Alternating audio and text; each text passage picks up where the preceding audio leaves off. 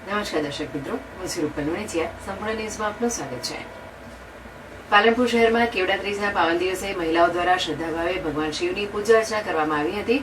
જેમાં ભાદરવા સુદ ત્રીજના દિવસે મનાવાતું કેવડા ત્રીજનું વ્રત સૌભાગ્ય પ્રદાન માનવામાં આવે છે.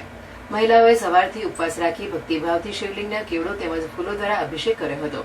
મહિલાઓ શિવ મંદિરોમાં જઈ પૂજા અર્ચના કરી અને પતિના દીર્ઘાયુ અને કુટુંબના સુખ સમૃદ્ધિ માટે પ્રાર્થના કરી હતી.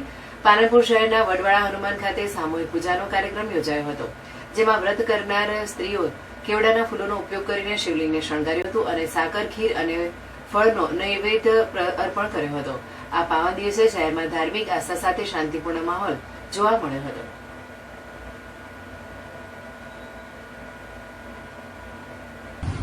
આજે કેવડા ત્રીજનું પર્વ છે. આ કેવડા ત્રીજ ભાદરવા સુદ ત્રીજના દિવસે થાય છે.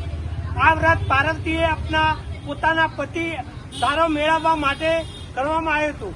કેમ કે પાર્વતીને નારદજીએ વિષ્ણુ ભગવાન સાથે પરણાવવાના હતા, પણ પાર્વતીને વિષ્ણુ ભગવાન પ્રસન્ન હતા, પાર્વતીને શિવ પ્રસન્ન હતા.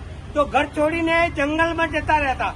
જંગલમાં જઈ પાર્થ શિવલિંગ મળાયું હતું, માટીનું શિવલિંગ મળાયું હતું.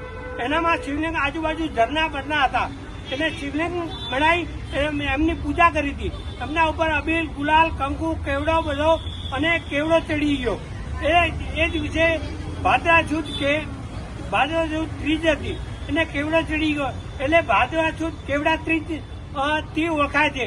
તે પાર્વતીને પછી ભગવાન શંકર સાથે લગ્ન કર્યા હતા. સભાપતિ એમને મળી ગયો હતો. આજે છે કેવડો અને આજે કંકુ ચડે છે.